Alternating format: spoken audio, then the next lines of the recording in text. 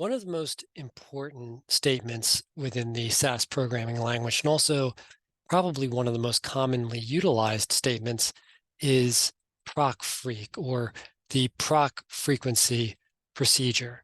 So let's take a look at this together and determine how it can be best utilized for your purposes. So I've gone ahead and imported a data frame, and the name of this data frame within the work library is DataSetA.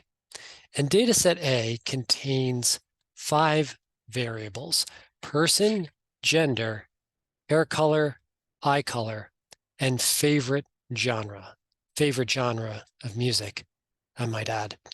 So let's go ahead and apply the PROC frequency statement to some of these variables. So right here is sort of the essential PROC frequency statement.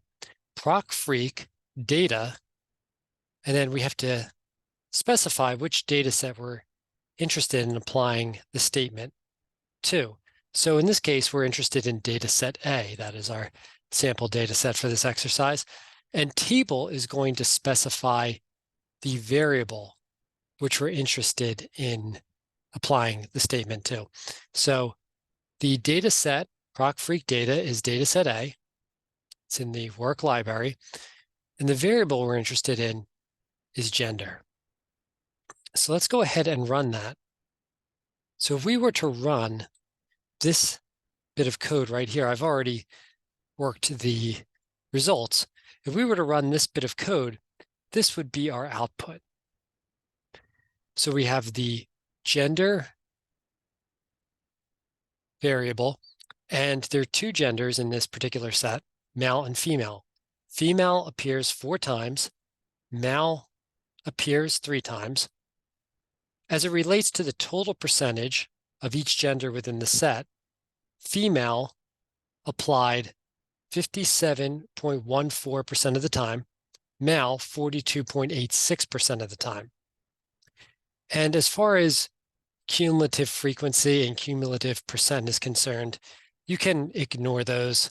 They're not really useful for any sort of research purpose, but they display as part of the generic display functionality as it pertains to the PROC FREQ statement. Now, also you'll notice that the PROC FREQ procedure, or the FREQ procedure, is above our table here, our frequency table, and that is also part of the set output. So what I want to do is, this is unnecessary, I feel, and extraneous, especially if you're creating reports. You don't want this to be, the FREQ procedure, to be displayed above every table which you're creating for the reader.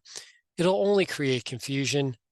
So make sure you suppress that, and I'll show you how to do that. So we're going to suppress this, the FREQ procedure, in all future results tabulations for our PROC FREQ demonstration. So let's go back to our data.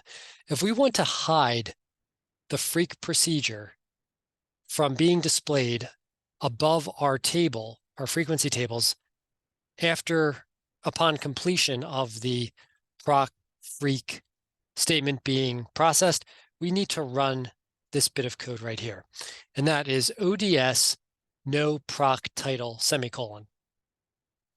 And if you just run this once at the beginning of your session, for the remainder of the session, you will not see the FREQ procedure displayed above any PROC FREQ statement tables that you create. So just run this once, and for the rest of the session, you're golden as far as PROC FREQ is concerned. However, upon beginning a new SAS session, you'll have to run it again. Otherwise, you'll be back to having this displayed every time. It's only displayed once here, but if we were to then run this bit of code without this bit of code, this option enabled, every time it would be the FREQ procedure, the table, the FREQ procedure, the table. So I ran this and ran the code again. And in this case, our output is this table here. And it's same as the table above, but in this particular case, we don't have the FREQ procedure title being displayed. So let's take a look at some other code. So in this instance, again, we're utilizing the PROC FREQ statement, and we're taking a look at DataSetA, and we're specifying two particular variables within that particular data set. And those variables in this case are gender and hair color. So again, we go to our data set and we see gender and we see hair color. And we're going to run this bit of code. And I have the option specified nocum. And that stands for nocum. And that eliminates cumulative frequency. So it makes our table a bit less messy. So PROC FREQ data equals the name of the data set, or the name of the data frame. DataSetA is the name of our data frame. We're looking at the variables within that data frame, gender and hair color, gender and hair color. And we do not want to have any more cumulative frequency displayed. So we put that after a / semicolon, and then run semicolon. So if we were to run this bit of code here, our output would resemble this right here. And what we're seeing here is we're having the PROC FREQ statement procedure being applied to gender and hair color. And we have gender, male and female. Female appears 4 times, male appears 3 times. And female is then 57.14% of the total, male 42.86% of the total observations for the gender variable. And in this case, as far as hair color is concerned, the variable hair color, black appeared twice, blonde appeared once, gray appeared once, and red appeared 3 times, which would mean that of all the hair color observations, which were a total of 7, 2 + 1 + 1 + 3 is 7, black hair color appeared 28.57% of the time, blonde 14.29% of the time, gray 14.29% of the time, and red 42.86% of the time. So if we were to take a look at our hair color there, we can see black 1, 2, blonde 1, red 3, and gray 1. And again, 7 total observations. So 1 divided by 7 is 14.29. 3 divided by 7 is 42.86, and so on and so forth. And that's what's being demonstrated in the percent column here. So finally, the last bit of code that we're running is we're doing a two-way table in this case.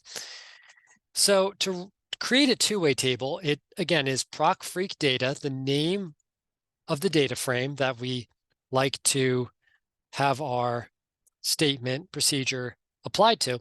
And we're interested in the variables gender star, so that is Shift 8 on the keyboard, hair color, semicolon run.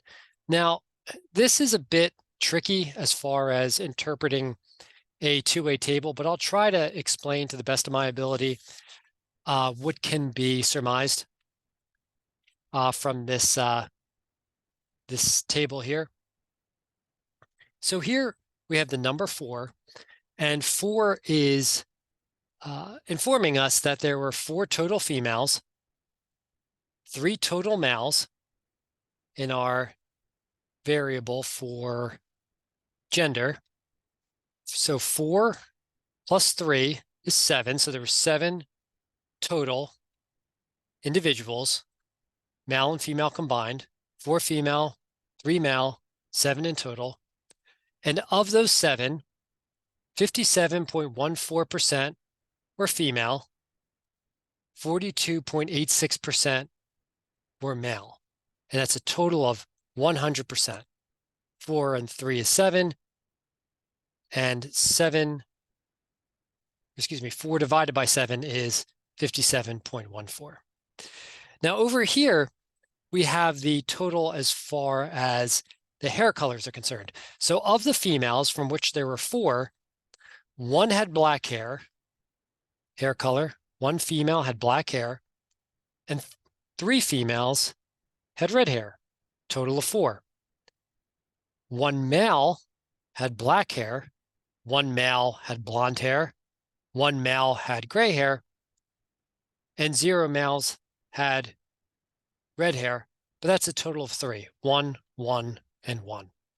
All right, so here's where it gets to be a little bit tricky.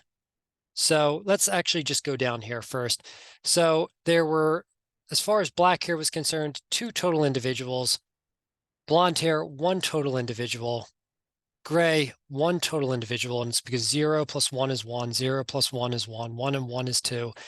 Red, 3 total individuals. That sums to 7. And now when we look at hair color, 2 divided by 7, 2 individuals have black hair. There were 7 total. So black-haired individuals were 28.57% of total observations.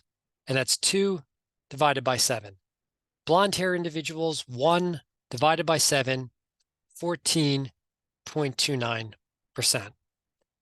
All right, so should we look at these other numbers here, these other percentages? I suppose that we could. All right, so here we have 1 female who had black hair. So 1 female who had black hair, that's 1 divided by 7 is 1 divided by 7 is 14.29. 3 females had red hair. So that's 3 divided by 7 is 42.86. 1 male had black hair. So that's 1 divided by 7, 14.29. 1 divided by 7, 14.29. 1 divided by 7 for gray hair, 14.29. And if you sum all of these figures together, you come up with 100%. Now, as far as this, this next row is concerned, right here, but this is giving you a total of the percentage as it pertains to the sum of females. So of the females, 25% of the females had black hair. So that's 1 divided by 4. 75% of the females had red hair. And that is 3 divided by 4. For here, 33.33% of the men, total men, had black hair. That's 1 divided by 3 is 33.33%. 33.33% of the men had blonde hair. So that's 1 divided by 3. Gray, 1 divided by 3. 33.33%.